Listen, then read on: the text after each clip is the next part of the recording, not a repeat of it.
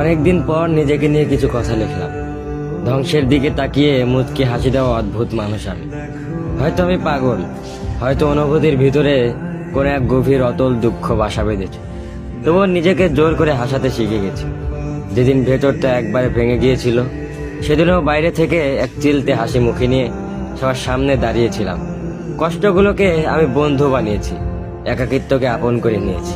মানুষ ভাবে আমি হয়তো সুখী, শক্ত, নির্লিপ্ত, কিন্তু তারা জানে না প্রতি রাত আমার এক একটা লড়াই।